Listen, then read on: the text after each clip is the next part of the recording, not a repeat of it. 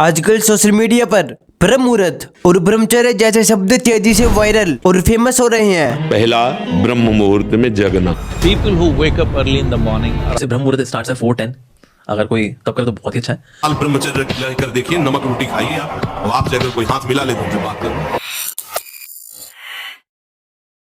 और इनका वजूद कोई आज से नहीं है बल्कि हजारों लाखों सालों पहले का है। आप महाभारत के समय के भीष्म पितामह को तो जानते ही होंगे, जिन्होंने अपनी पूरी जिंदगी ब्रह्मचर्य का पालन किया और इसके फल में उनको इच्छा मृत्यु का वरदान मिला था। सोचो, बिना उनकी इजाजत के मृत्यु भी उनको नहीं मार सकती थी। और सूर्योदय के ठीक 1 घंटा 36 मिनट पहले का वो रहस्यमयी और चमत्कारी समय जिसे आपने जान लिया तो कुछ ही समय में आप अपने जीवन के ऐसे ऐसे बदलावों को देखोगे जिसे देख आप खुद शॉक हो जाओगे।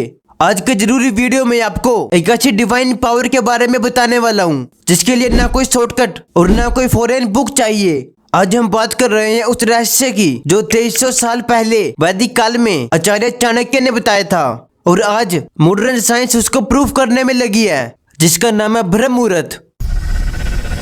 सनातन धर्म में ब्रह्म मुहूर्त को कहते हैं पर्णम कीर्ति मति लक्ष्मीन स्वस्थम आयुषा विदंती ब्रह्म मुहूर्त संजा प्रेक्षम या पंकजम यथा। इसका मतलब कि आपके गोल्स, आपकी हेल्थ, वेल्थ और ब्यूटी सबको ब्रह्म मुहूर्त से सपोर्ट मिलती है। सिखिज्म में भी सनराइज से पहले टाइम को इम्पोर्टेंट माना जाता है और सिखिज्म में इस टाइम को अमृत वेला कहा जाता है। इस्लाम में भी फजर की नमाज यानी सनराइज से पहले की नमाज को बहुत महत्व दिया जाता है।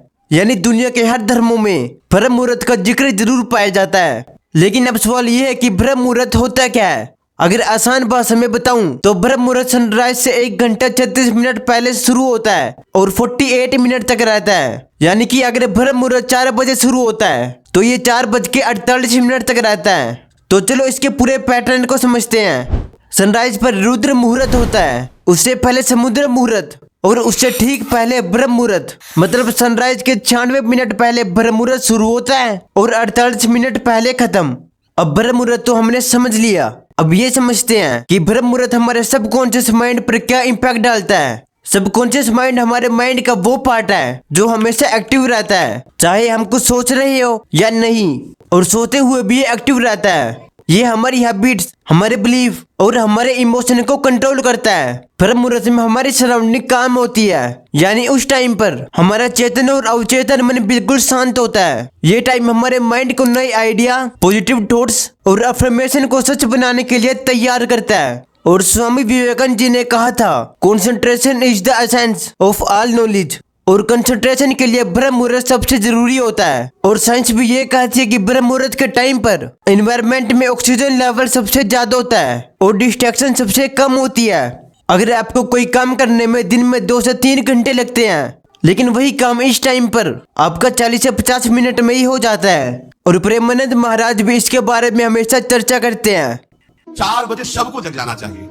अगर आप 4 बजे नहीं जगते, सूर्योदय हो जाता है, आप सो रहे हैं, तो आपकी बुद्धि नष्ट होगी, आपकी आयु नष्ट होगी। लेकिन सच बताना, हम क्या करते हैं? रात के 2-2 बजे तक अपने फोन को स्क्रॉल करते रहते हैं, नेटफ्लिक्स देखते रहते हैं, पोर्न देखते रहते हैं और फिर सुबह उठते हैं 8 या 9 बजे। दिमाग होता है थका हुआ, लो एनर्जी फील होती है, बार बार नेगेटिव थिंकिंग होती है और दिन भर यही सोचते कि आज का दिन भी बेकार हो गया।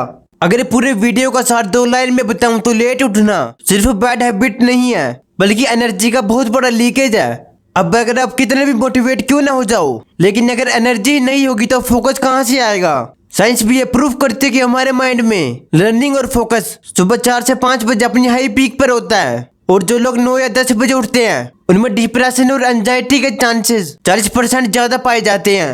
अब मैं ये नहीं कहूंगा कि कल से आप अलार्म लगाओ और सुबह 4 बजे या 5 बजे उठना शुरू कर दो। अगर आप रोज 10 बजे उठते हो तो उससे क्या होगा? भले ही आप 1-2 दिन उठ भी जाओगे, लेकिन पूरे दिन फिर आपको नींद आएगी। आप ऐसा 1 दिन कर पाओगे, 2 दिन कर पाओगे, लेकिन तीसरे दिन आप गिव अप कर दोगे।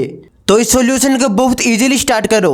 अगर आप 10 बजे उठते हो तो 9 बजे उठना शुरू कर दो, 8 बजे उठना शुरू कर दो, फिर अगले हफ्ते 7:30 बजे उठना शुरू करो, फिर अगले हफ्ते 7 बजे, हर हफ्ते आधा घंटा कम करो।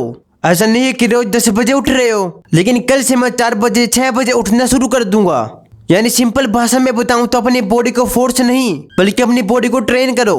ऐसा रखो कि मुझे सूरज निकलने से पहले उठना है और पढ़ाई या जरूरी काम शुरू कर देना है।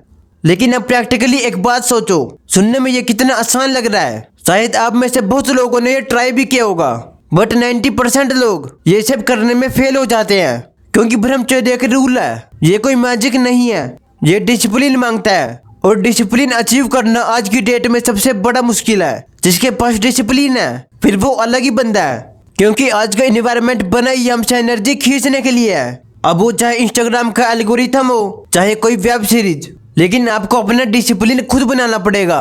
अब बात करते हैं जो ब्रह्म मुहूर्त में नहीं करना चाहिए। इस टाइम पर खाना नहीं खाना चाहिए, क्योंकि बीमारी पैदा करता है। सेकंड, इस टाइम पर स्ट्रेस वाला काम नहीं करना चाहिए। आई होप इस वीडियो से आपने बहुत कुछ सीखा होगा। मुझे उम्मीद है कि इस वीडियो ने आपको इंस्पायर जरूर किया होगा अपने लाइफस्टाइल को इम्प्रूव करने के लिए, जिससे आपकी हेल्थ, वेल्थ और ग्रोथ, खुशी और आपकी रिलेशन इंक्रीज होगी। और हमें सपोर्ट करके मुझे भी खुश करना मत भूलना। जय हिंद, वंदे मातरम।